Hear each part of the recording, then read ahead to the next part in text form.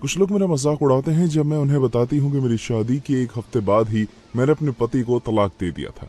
कुछ कहते हैं कि तुम्हारे अंदर सब्र नहीं है, शादी एक बहुत बड़ी जिम्मेदारी है और उसे निभाने के लिए बहुत से बलिदान देने पड़ते हैं। तो कुछ कहते हैं कि तुमने गलती की कि इतनी जल्दी शादी कर ली। लेकिन वो सब चुप हो जाते हैं जब मैं उन्हें बताती हूँ कि मैंने ऐसा क्यों किया। मैं बहुत ही आसानी से किसी के भी साथ घुलने मिलने वाली लड़की हूँ। मुझे पार्टीज में जाना, नाचना, मजे करना बहुत पसंद है। ये उनमें से ही एक दिन की बात है जब मैं कुछ ड्रिंक्स और थोड़ा सा नाचने के बाद मुझे चक्कर आने लगे।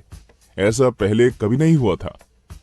मैं जल्द ही बार के पास वाले स्टूल पर जाकर बैठ गई और मैंने देखा कि मेरे पास एक बहुत ही हैंडसम नौजवान अकेला बैठा हुआ था। हे, तुम्हारा नाम क्या है? मैं फिलिप। और तुम?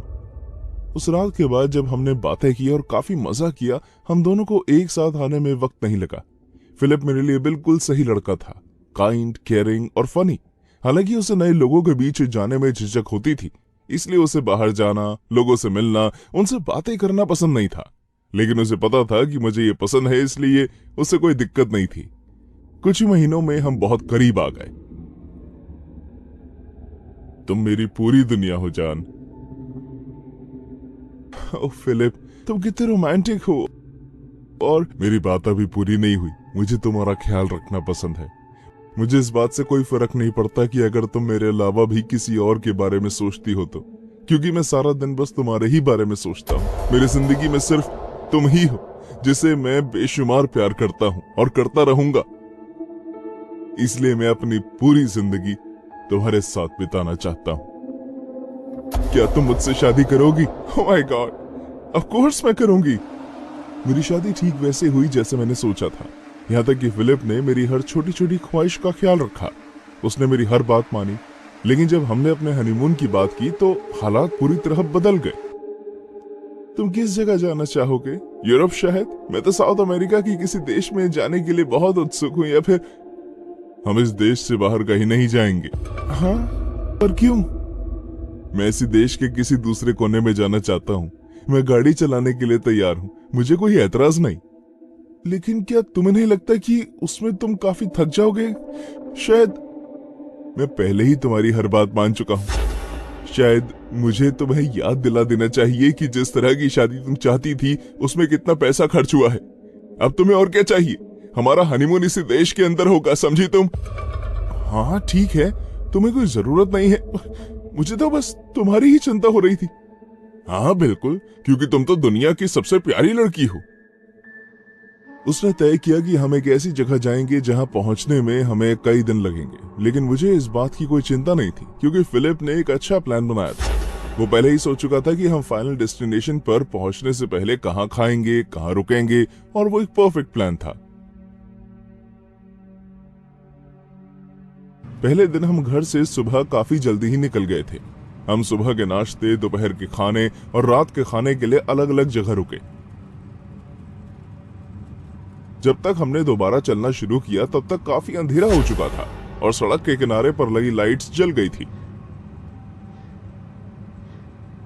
तो मुझे कब बताओगे कि हम कहां जा रहे हैं? मेरे पति ने सड़क की तरफ वापस देखने से पहले मुझे कुछ देर के लिए घूरा, लेकिन उसने कोई जवाब नहीं दिया।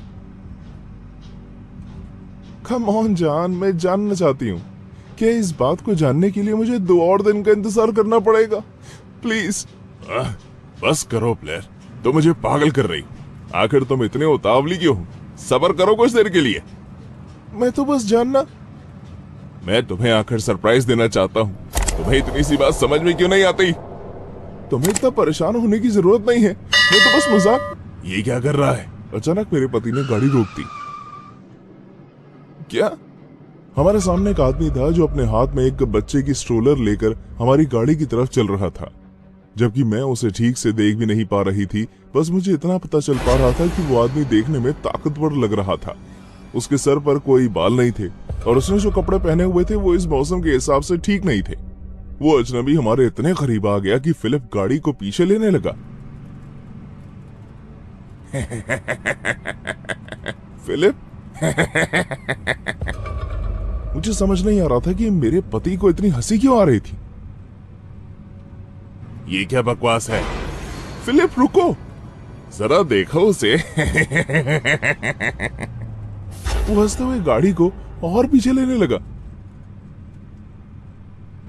फिलिप, मेरे पति ने एक बार फिर गाड़ी को रोका। मैंने उसकी तरफ देखा और कहा, ये तुम क्या कर रहे हो? तुम्हें क्या लगता है मैं इस आदमी से पीछे हट रहा हूं? लेकिन अगर उसे हमारी जरूरत हुई तो हम उसे इस तरह छोड़कर नहीं जा सकते। जो मैंने आगे की तरफ देखा तो वो आदमी वहीं खड़ा था। इस बार उसका चेहरा हेडलाइट्स की रोशनी की वजह से साफ साफ मुझे दिखाई दे रहा था। उसके चेहरे पर कई जगह खरोंच के निशान लगे हुए थे, जिनमें से कुछ लाल और कुछ नीले रंग के थे। उसके जबड़े की तरफ जो मैंने ध्यान दिया तो वो जरूरत से ज्यादा ही बड़ा दिख रहा था। वो आदमी मुझे देखने में कुछ ठीक नहीं लग रहा था, यहाँ तक कि उसे देखकर मुझे काफी डर लगने लगा और मेरा चेहरा फीका पड़ गया था। क्या तुम मेरी मदद नहीं करोगे? क्योंकि मुझे उसकी कोई बात समझ में नहीं आ रही थी, इसलिए मैंने अपनी तरफ वाली खिड़की को नीचे किया। क्या क्या कहा तुमने? क्या तुम मुझे लिफ्ट नहीं दोगे? हाँ? मुझे इसकी बहुत जरूरत है। वो क्या है कि हम मेरे बच्चे को बहुत ठंड लग रही है, हमें जल्द से जल्द घर पहुंचना होगा। हम अपने हनीमून पर जा रहे हैं, शायद वो मर जाएगा, वो ठंड में जम जाएगा और इसके जिम्मेदार सिर्फ तुम होगे। ऐसे कहते ही उस आदमी ने फौरन उस स्ट्रोलर का मुंह हमारी तरफ किया ताकि हम देख सकें कि वो उसके अंदर क्या लेकर चल रहा है। ये क्या बकवास है? इस पूरे वक्त वो आदमी उसमें एक पंछी को लेकर घूम रहा था जो देखने में मरा हुआ लग रहा था और यहाँ तक कि उसके पंख भी टूटे हुए थे। अचानक फिलिप दोबारा से गाड़ी पीछे की ओर लेने लगा।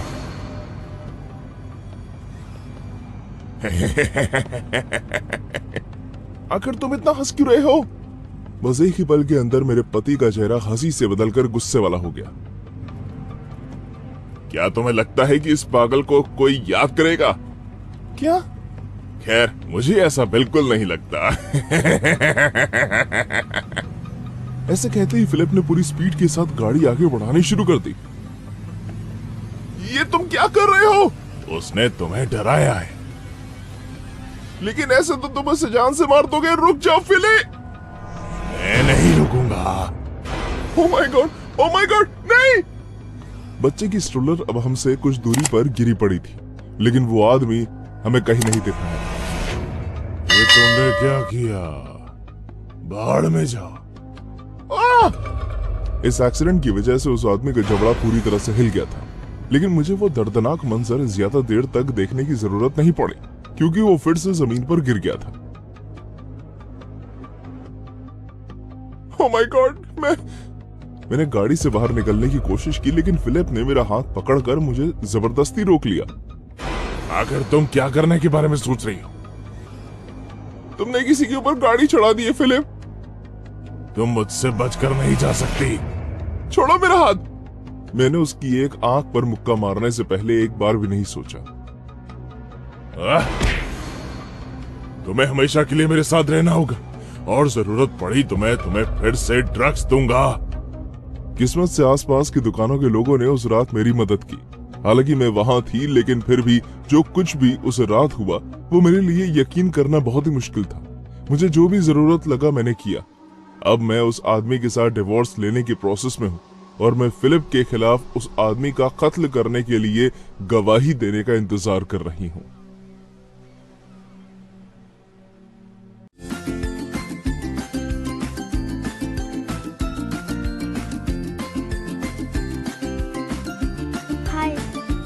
वीडियो अगर पसंद आई हो तो वीडियो को लाइक ज़रूर करें और हाँ, सब्सक्राइब करना ना भूलें।